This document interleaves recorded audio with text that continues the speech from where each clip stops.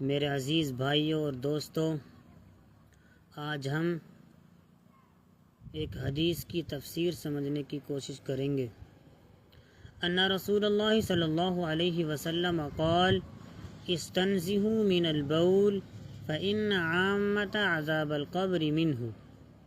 رسول اللہ صلی اللہ علیہ وسلم نے ارشاد فرمایا، پیشاب سے بچو، اس لیے کہ عام طور پر عذاب قبر اسی ناپاکی کی وجہ سے ہوتا ہے۔ ایک دوسری حدیث کے اندر ارشاد فرمایا، عن ابن عباس رضی اللہ عنہما قال مر النبی صلی اللہ علیہ وسلم على قبرین فقال انہما لیعذبان وما يعذبان في كبير اما احدهما فكان لا يستتر من البول واما الاخر فكان يمشي بالنميمة۔ رسول اللہ صلی اللہ علیہ وسلم کا ایک مرتبہ دو قبروں سے گزر ہوا تو رسول اللہ صلی اللہ علیہ وسلم نے فرمایا کہ ان دونوں کو عذاب قبر ہو رہا ہے۔ ان دونوں کو عذاب قبر بظاہر کسی بڑی چیز کی وجہ سے نہیں ہو رہا۔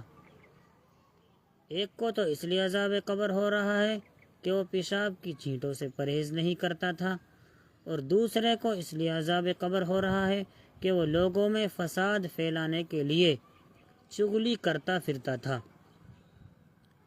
ان دونوں احادیث کے اندر پاکی اور صفائی کی اہمیت کو بیان کیا گیا ہے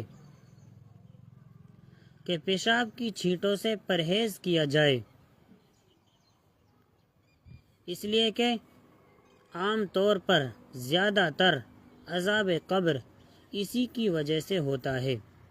اس لیے جب بھی ہم پیشاب کریں تو ہمیں چاہیے کہ اچھی طرح پاکی حاصل کریں تاکہ کپڑے، بدن اور جگہ اچھی طرح سے پاک ہو جائے، اس لیے کہ جو ظاہری ناپاکی سے لاپرواہی برتتا ہے وہ باطنی ناپاکی میں مبتلا ہو جاتا ہے۔ اسلام کے اندر پاکی اور صفائی کو آدھا ایمان قرار دیا گیا ہے، اس لیے ہمیں چاہیے کہ پیشاب کی چھینٹوں سے بچیں۔ عام طور پر ہمارے نوجوان اس کے اندر مبتلا ہیں کہ جب ان سے نماز کے لیے کہا جاتا ہے تو وہ کہتے ہیں کہ ہمارے کپڑوں میں چھینٹیں لگی ہوئی ہیں، ناپاک ہیں ہمارے کپڑے۔